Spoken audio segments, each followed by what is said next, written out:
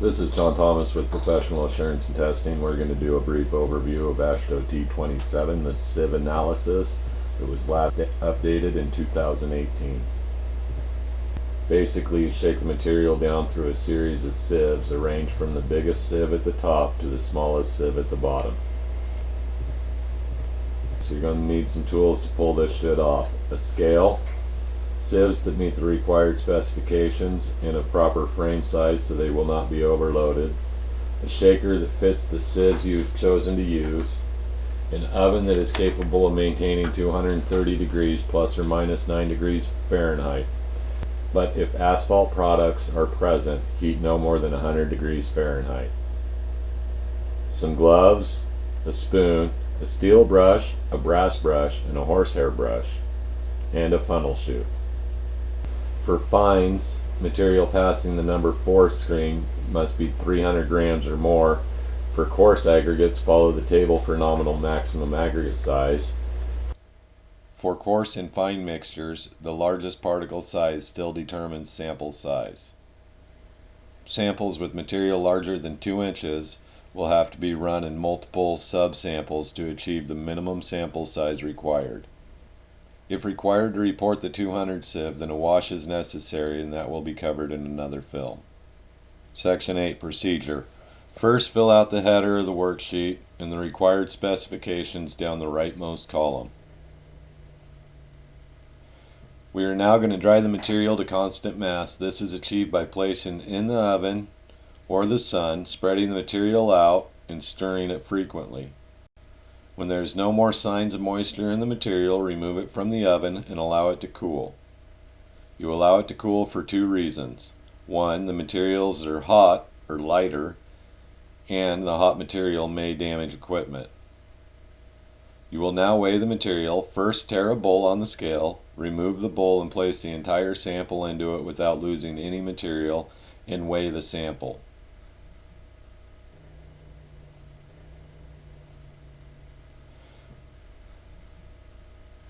We will now return it to the oven for 1 hour and repeat the cooling and weighing process.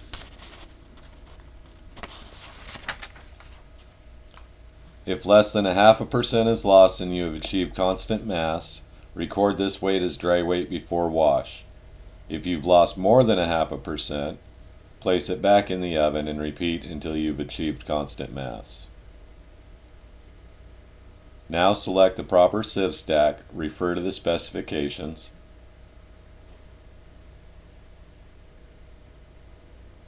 Sometimes you will need to add additional screens in between the required sieves to prevent overloading. These sieves are not required but take some of the weight off the lower screens, or sometimes you will have to split the sample down and run several subsamples. There's a table in the test method to determine if sieves are being overloaded, but generally you want 1 layer of material per sieve. First, we're going to use the large shaker and shake down the coarse portion of this material. Pump the hydraulic ram up with the foot pedal until the sieves lock into place. Now pour the sample into the top of the machine. Shake the material for the calibrated amount of time. This is based off the hand sieving method. 10 minutes should be sufficient. Any longer than that, you can start to degrade the material. Now release the sieves by pressing the foot pedal all the way down. We will now remove 1 sieve at a time, place it on top of the funneling chute with a pan underneath, clear all the material from the sieve by brushing with a steel brush. Now tear a bowl and dump the material into the bowl so the material alone is weighed. Record this weight in the individual column. Repeat these steps with every sieve. Be sure to tear the bowl every time, continuing to record the weight in the proper column on the worksheet.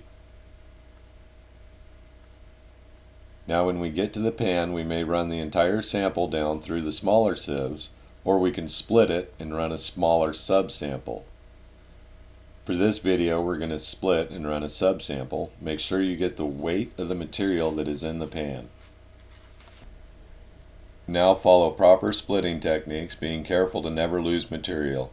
Be sure to run more than 300 grams for fines. Now we're going to place this material in the small shaker and sieve it down.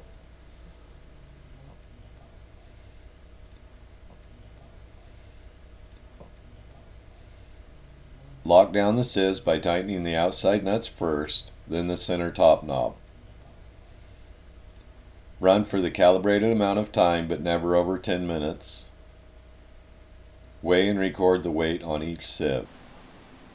Now we're going to calculate the total percent passing. You should have all your individual weights from all your sieves right here. You should have a dry weight before wash, and you should have a subsample dry weight. The first step of the process is to add everything retained over to your cumulative weight. So 200 plus nothing above it equals 200.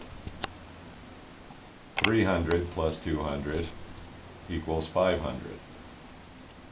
400 plus 300 plus 200 equals 900. 500 plus the rest is 1400.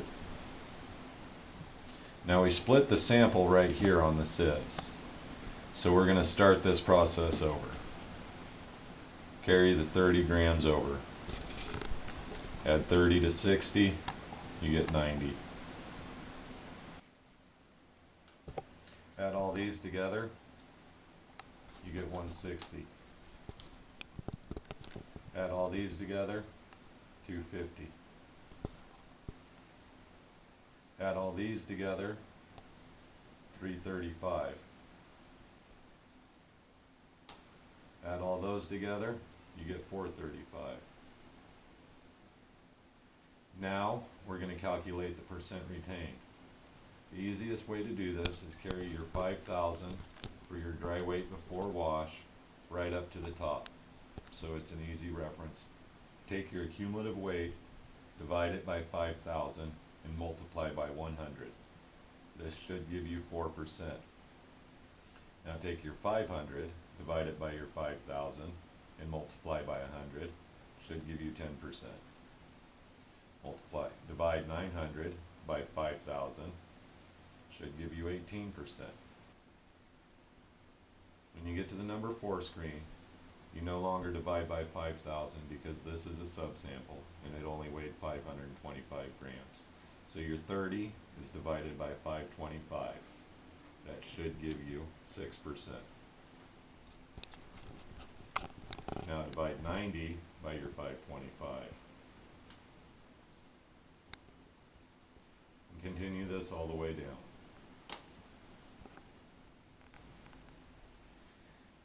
And now we're going to figure out the percent passing each screen. We have 100% of the sample minus the 4% that was retained equals 96%. 100% of your sample minus the 10% equals 90%. 100 minus 18, 82. You continue this all the way down through all your screens.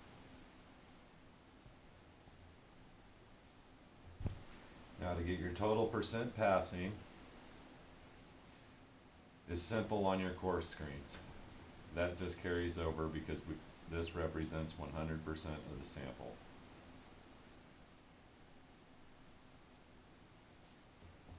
Once we get to the subsample, this subsample only represents 72% of the entire sample. So you have to multiply 94% by 0.72, which gives you 68% of your total sample was on that sieve. 83 times 0.72 is 60%. 70 times 0.72 is 50%. 52 times 0.72 is 37. 36 times 0.72 is 26. Remember, on your 200s, to always report to the 10th of a percent.